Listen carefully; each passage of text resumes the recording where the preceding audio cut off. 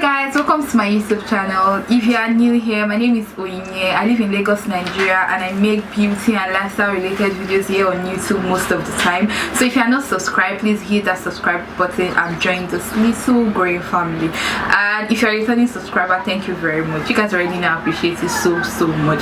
So I'm back with another book review, and today I'm going to be reviewing two books: The Smart Money Woman by ARESE UGWU, this one, and TOKE MAKINWA'S On Becoming.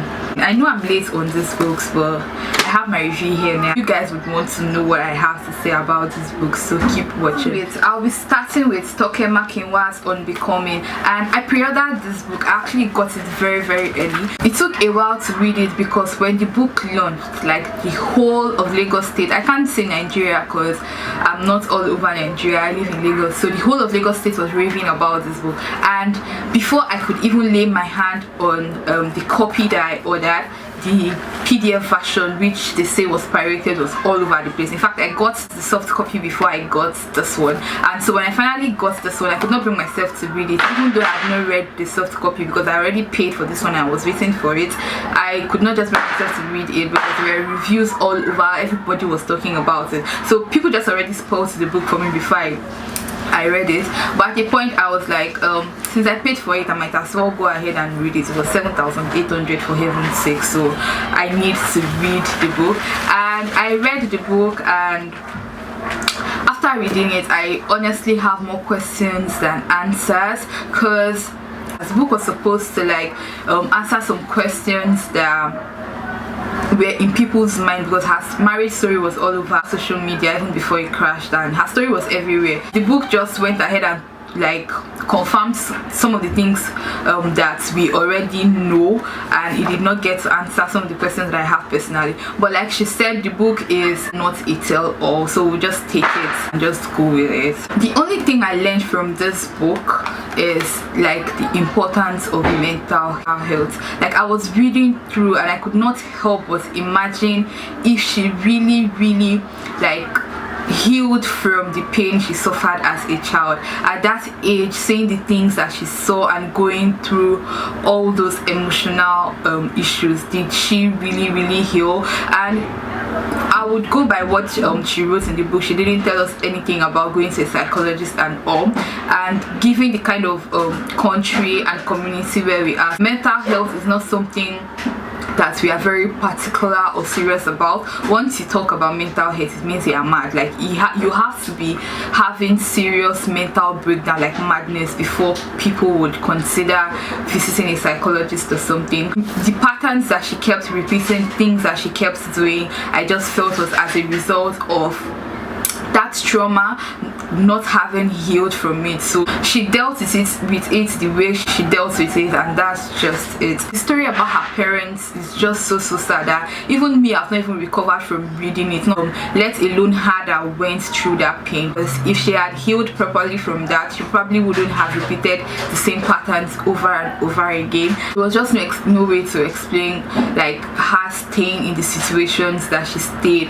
in, and how she felt like she could not do better and just stayed in that horrible situation. And I would say that we need to start taking mental health seriously. People deal with grief differently, so if you've suffered like a mighty loss, or if you've suffered a very big emotional problem, you need to like heal through it. You need to go see a psychologist, you need to go see a counselor. Some people resort to their pastor. Whatever it is that you need to do to help you heal from that experience, you actually need to do it. It will help you in preventing very unhealthy patterns in the future. This book also teaches the exact kind of relationship that you should not be in.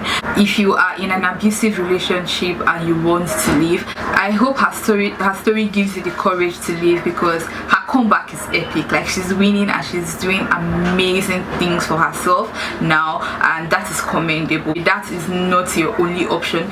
There are amazing things that you can do outside that situation, so if you want to leave, please do. That's what I would say about this book, and that's really all I have to say about it. Now on to the other book, which is The Smart Money Woman by ARESE.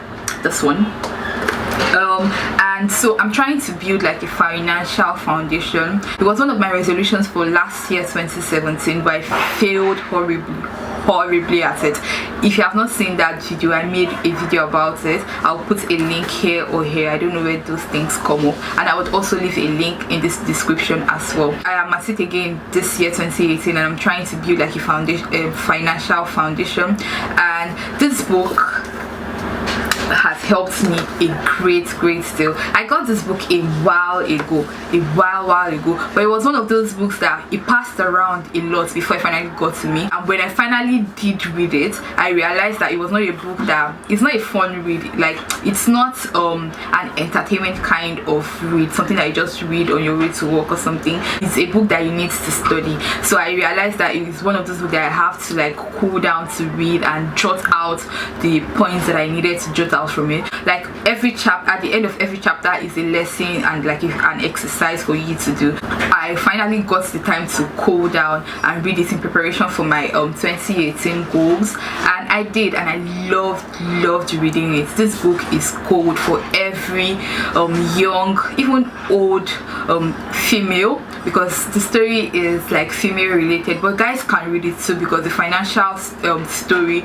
is still the same. I knew next to nothing about building financial assets and all those things. I was really interested in it, but it was, when you look at it from like an outsider's perspective, it's like this broad thing that is just for the rich or certain people, certain class in society. But reading this book, I realized that there's so much I could have done. There's so much I can still do, and like it's never too late to start. You can start now. So if you haven't picked up a copy of this book, I advise that you should pick it up and read. If you're building like a financial future, then this book tells you where to start. It's a beginning, so you should pick up this book. And the book tells the story of 5 females who you can relate to because they are in like different, not class now, just like different stages and position in their life. When it comes to career paths, they have totally different career routes. There's a fashion designer in there, there's a 9-to-5 worker in there,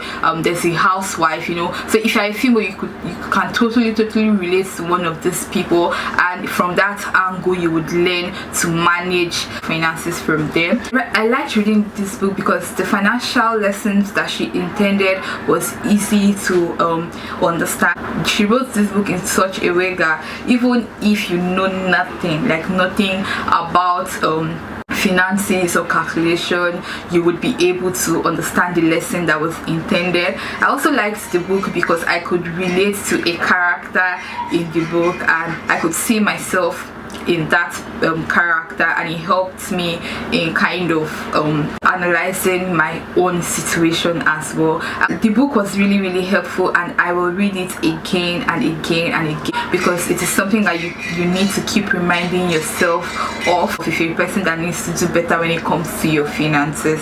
So now I'm going to list like a few things that I learned from reading this book. Contrary to what most Nigerian females have been taught, what we have seen in society and what we've been made to believe, a man is not a financial plan. You need to plan your own financial future if you want a better life. Securing a man does not mean securing wealth. I can go on and on about this, but I would just leave it at that. Your life goal should not be to marry a rich man. Your life goal should not be to marry a man that would take care of a financial situation. You have to be able to bring something to the table too. You have to be able to pull your own weight. The economy right now is not even encouraging for you to rely on one person to be the sole provider in your home. Don't just come with all your wants and needs and expectations without putting anything on the table too. A man is not a financial plan. Find your own. Another thing I learned from reading this book is that you can pay for something right now does not mean you can afford that thing. This is not like a new thing I learned. I knew that before. I made a video about that. I'll leave a link to that video, so you should check that out. I knew that before, and it's something that I learned again from this book, and I also learned how to know when I can actually afford something. I also learned that money is a very important tool in life, and that learning to manage and having the ability to control your finances would ensure a better life for you. Another thing that I learned from this book is that we cannot pray away our misfortune. Even Jesus could not pray away his crucifixion. We are very religious people in Nigeria, and people think that you can pray away certain situations, certain illnesses, and it's just not practical, because when you think of it, if you can actually pray away those things, then there won't be any poor person in in Nigeria. There would not be people in the hospitals. There would not be people like suffering from unfortunate situations. What Jesus did in the time of his crucifixion was to pray for the strength to like go through it. What we need to do is to start preparing for like unforeseen circumstances.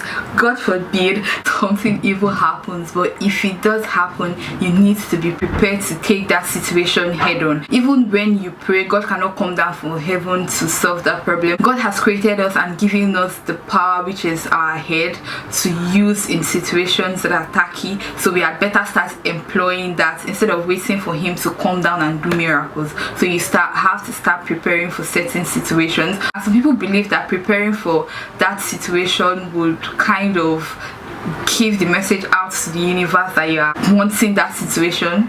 I don't know how that works, but it's just being prepared for like the worst case scenarios, having like a nest egg, knowing that your future is secured. No matter what comes your way, you will be fine. I also learned from this book to surround myself with people that aid my financial growth. So those friends that are in tune, they are in line with what we are trying to do.